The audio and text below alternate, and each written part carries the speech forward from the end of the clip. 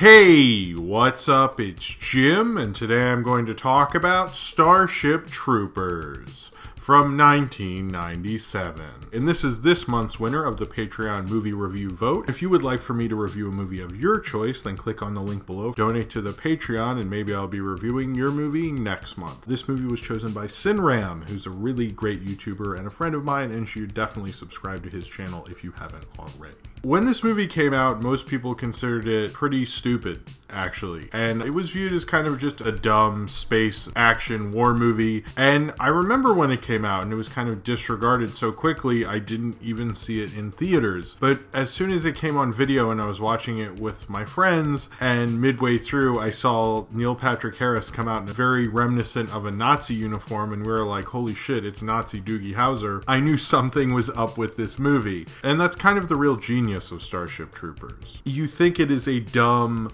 silly explosion 90s sci-fi movie, and it's really a comment on fascism. Now, a lot of people say the fascistic nature of America, or some people say it's mainly talking about the Nazis and so forth. It's using a lot of Nazi iconography throughout the film that's placed in the various soldiers' uniforms and so forth. Paul Verhoeven, who's the director of this, had to deal with the Nazis when he was a child growing up, so he wanted to put that in there, but he's making a larger commentary on, as his quote said in the commentary, that war will make fascists out of us all, or war makes fascists out of us all. And his kind of point is the very nature of war, and how war is to like build governments and money and infrastructure and things, has a very fascistic nature in what it's doing. And that's really what he's saying. It's not specifically America. I think people take that because America has like the biggest military ever and all those things. So, but I think his larger point is what war does to us and the fascistic nature of war and everything that goes along with that. And that's where Starship Troopers really shines. In fact, Paul Verhoeven loves being undermined in terms of his sci-fi movies. He's an interesting kind of auteur because he has this kind of like sexual thriller type things, you know, Basic Instinct or Elle or things like that. And then you have his satirical sci-fi films. I'm probably a bigger fan of the satirical sci-fi film bent. I know he did a previous Dutch war film about the Dutch resistance fighting the Nazis and so forth, which this film shares kind of certain allusions with. And apparently there are various references to other Verhoeven films like that. Michael Ironside has his legs get cut off in this, but his arms got cut off in Total Recall. And apparently there's others. I didn't spot all of them, or I did and I can't remember them while I'm recording this or so forth. And apparently a lot of the Dutch films as well. So I wish I knew his filmography more to pick out the various things in it. But obviously the idea of like three friends saying they're going to be friends before going into the military and after is an illusion that was in that film. Apparently, I haven't seen that film, unfortunately. I do really like Paul Verhoeven, especially what he does with the media in these future worlds with RoboCop, Total Recall, and Starship Troopers, and what he says about our use of the media and how it normalizes certain things. A lot of people have kind of come around to Paul Verhoeven. I think when you see a film like RoboCop or Starship Troopers or Total Recall, you think of them as like these dumb, silly action films. That's kind of how he wants to get you. He like wants to bring you in because you expect to see an explosion gore fest, which hey, Starship Troopers definitely is. I'm not going to say it's not, but it's also there to kind of play with these subversive ideas. He's playing with Leni Riefenstahl propagandist films and even American World War II propaganda films. He's showing like the dangers of that system and what the system ultimately does to people, the cannon fodder that soldiers are used for in terms of the military. There's definitely like this darker, like this cycle will always going and these people are forgettable, but these people also have lives kind of nature to it. This is of course just about kids who ship off to be Starship Troopers basically, or to be in the military and fight these giant bugs who are throwing asteroids at Earth and fight them. That's kind of the whole plot of it. And I think because of the wartime atmosphere of it, a lot of this film became to mean a lot more post 9/11. When this film came out, it was viewed as rather silly. It was 1997 when America wasn't really in an active war, although there was military presence all over the place, but it wasn't like it was post 9/11. And I think there's a lot of allusions that kind of work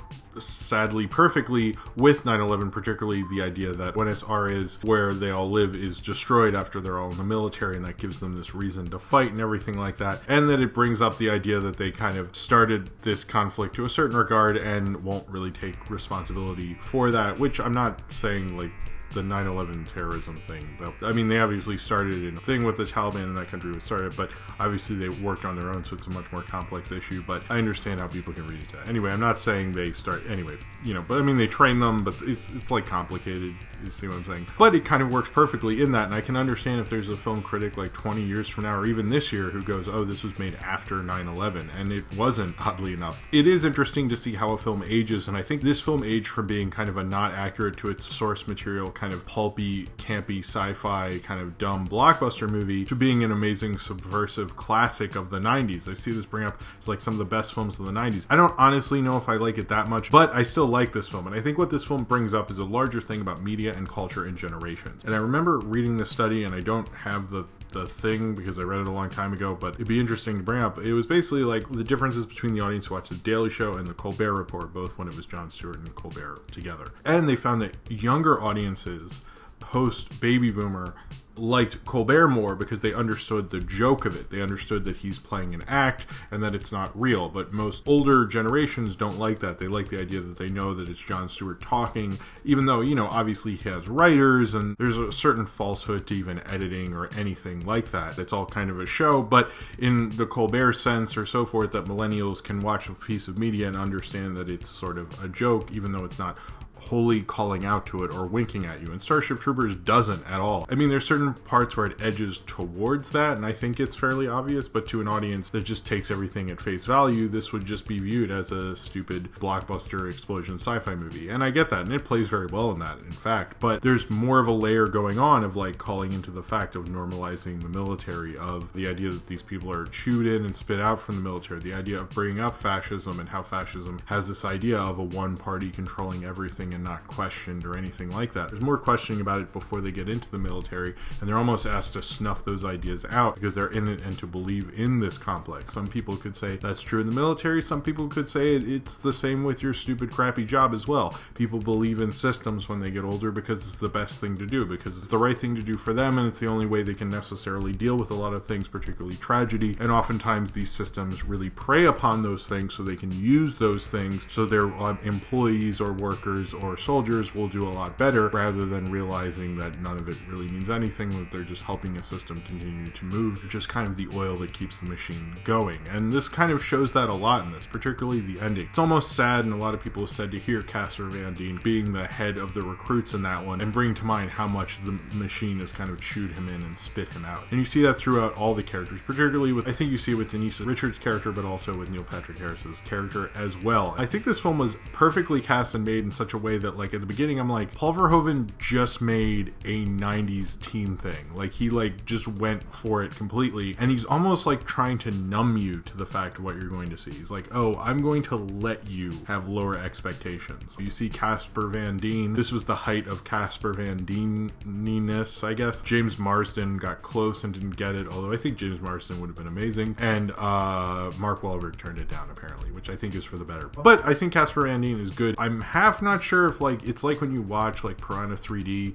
where the older actors get what they're in and the younger actors are like, I'm in a horror movie. What do you mean it's made to be bad? What? And they're like a little confused about that. And then Casper Van Dien, I'm like half think he knows and half I'm not sure. Same with Denise Richards. It's like there's lack of self-awareness, which I think works for it. Like, I don't think this film would work as well if they're like hamming it up, so maybe that was Verhoeven's choice. They work well in the roles that they're supposed to do, but there's not more nuance than that. Neil Patrick Harris, I think, is actually really good. This is kind of the weird area between Doogie Howser and when he had his comeback with How I Met Your Mother, and Harold and Kumar go to White Castle and became the Neil Patrick Harris that we all love today. But it uses its young cast really well, particularly Michael Ironside as the drill instructor. He's almost perfect for that. I'm sure he's played drill instructors and other things. I can't think of it right now, but I love Michael Ironside in this film very much. The original novel was very pro-military, and the whole idea that even to have the right to vote, you had to be a veteran and so forth. It came out of an idea of post-World War II veteran type of thing, and the idea that, there was a certain need to serve and things like that, although that's a little, like, extreme and so forth. But Paul Verhoeven, who didn't even really liked the book and found it really boring, kind of takes it on and does something new with it. Apparently, it mainly uses a script from Edward Newmere, I think, who also wrote RoboCop and does more interesting things with it. And it feels like it's pretty much a different thing, like they're in mech suits and things like that at the time. But I like how this film like plays within that Paul Verhoeven-y world. The commercials in this feel so RoboCop-ish. They don't have as much fun. I think RoboCop is a little more glaring with it. It is aware of it, but it's doing it in the way that the media normally normalizes things like that, which is both disturbing and incredibly fascinating. I like that there's that thing that you move the mouse down on the viewer. It says, "Would you like to know more?" Which I swear to you, websites have that now. I don't know if websites had it then in 1997, but they definitely have it now, and he called that shit. One of the things I love about Paul Verhoeven and his 3 science fiction action films like this, although I haven't really seen Hollow Man, I saw it once, I don't remember it very well. He uses them to really say something about our own current culture and our media climate and how we digest media and how we digest world events. It kind of makes you re-examine those things while also seeing a lot of explosions and a fuck ton of gore. Like, Jesus. Like, some of the time I'm like, you got away with this? And apparently he says they were like 30 seconds away from cutting this to be a PG-13, which I'm also like, well then why didn't you? Because it sounded like this movie, which did fine, didn't do amazingly, could have done a lot better if you had done that, but whatever. I definitely enjoy this movie. I think the effects sort of work well. They're a little cheesy. It definitely like plays into World War II propaganda in particular, and Leni Riefenstahl stuff, who I'm not very familiar with, but from clips I've seen of her things. And I like that Paul Verhoeven was smart enough to like make this very subversive movie, but I think he made it at a time when you had critics who very much weren't examining things in that way. Roger Ebert hated it, despite liking Total Recall and RoboCop, I believe both. I know he liked RoboCop. His other films got great reviews, but the reception of this was rather cool because he basically used a dumb action movie to say something, but in a more subversive, not glaring way. It's sort of interesting that often people need that wink. They need you to explain that to them to make it okay. And Paul Verhoeven's like, well, it's not okay to be a fascist. It's not really an okay thing that we have this kind of system. It's not okay that this whole conflict within Starship Troopers, they just sort of started by the Mormons, apparently, which is a little weird that they just call out the Mormons. I feel like that's unnecessary. But they come and do the settlement, and then the bugs like kill them, and they, instead of going like, hey, maybe we should have done more research and understood what we were exactly doing to this area, instead they go, well, we have to destroy them, and taking no kind of like self-awareness to what they did, setting up this whole thing and saying, blaming the asteroids on the bugs. But I also noticed there's no point in the movie where the bugs can control asteroids. Did anyone else notice that? It seems like asteroids are just hitting Earth and they have a larger problem, but maybe instead of actually dealing with that, they have to then go and fight these bugs to like set up this whole like monetary system that they have in place, which is actually far darker. That, you know, maybe the Earth will be destroyed by asteroids, and instead of fixing any of that, they've just set up a system that'll completely run through its populace and make them believe that the only way they can have babies actually or vote is to be part of the military, mostly be slaughtered and scarred and maimed just to get that right, while their planet is being destroyed by the very government that they're trying to save, which is a far darker example to what they're doing. Like, seriously, there's like, how, explain in the comments. I would really like to know, how are the bugs launching asteroids at Earth? Like, the things they shoot out of their butts? Like, well, then 1 million asteroids would be hitting Earth. They never explain that. Maybe that's in a cut or something like that. Maybe that's a part in the commentary, which I've listened to before, but didn't before reviewing it this time. Maybe there's a part where they do explain that. But for the most part, how they're like bugs. Like, how the fuck are they launching asteroids that far away? It just feels like they have this part of the galaxy that they want to conquer. The bugs are in their way. They have another thing that they can then blame on it, which brings up this whole other 9/11 thing into this movie also. And they're just kind of using that to let this conflict happen so they can wipe out those bugs and make that planet so they can colonize it and make money off that as well, which is like super fucking dark. Think about that. All these kids are dying for something that they think means one thing and doesn't. The whole Buenos Aires thing, maybe they could have stopped that. How come they don't have a whole system to take down the asteroids? I mean, is it darker to say that they have a conflict to make this fascistic empire to fight another legitimate thing that is threatening life? Is that darker, or is it darker the fact that they made that whole thing and can't stop it and continue to make conflicts and make up conflicts to continue that happening forever and ever for no other reason than to make money and continue continue kind of so-called progress without thinking about what it's actually doing to the populace for the overall political scheme and the kind of ambition of what that planet wants to do. Thinking of that over anything else really is maybe a little darker, and maybe brings into the whole question of man and its need to progress over maybe what's actually good for its populace, just thinking of constantly expanding, and in an effect actually bringing up the problem with capitalism itself, in that it just has to keep expanding whether or not it's actually good for our Earth, for us as people, for our mindset. It just has to continue to progress, and we just have to be the people that help it continue to progress no matter what, is kind of a darker thing and a darker level that I didn't notice with Starship Troopers. Yes, I think this movie starts more ideas from what it's doing, and it doesn't call it to mind in a way that I think most people would notice. This is kind of a smarter viewer movie, but it's presented as a movie that's a dumber viewer movie, and that's probably one of the more subversive ideas that Paul Verhoeven's ever had. Frankly, yes, I love RoboCop a lot more and Total Recall, and of the three, this is probably the one I like the least, but watching it again, I can't help but be surprised at how thought-provoking this film continues to be. It is one of the smartest, dumb-looking movies I've ever seen in my entire life, and I love that Paul Verhoeven found part of the 90s that no one would expect to find intelligence of, and probably made one of the more subversive, expensive Hollywood movies that's ever been made. And I think that shows more of the talent of Paul Verhoeven and what he could do as a director more than anything, that he could make a film that not only ages well, but most people disregarded, while he also brings up the whole problems with fascism and militarization, and brings into question our very system of life, while also showing Casper Van Dien blowing up a bunch of bugs with Denise Richards is pretty fucking amazing in itself. So if you have seen Starship Troopers and you would like to talk about it, then comment below in the comments and subscribe if you would like to.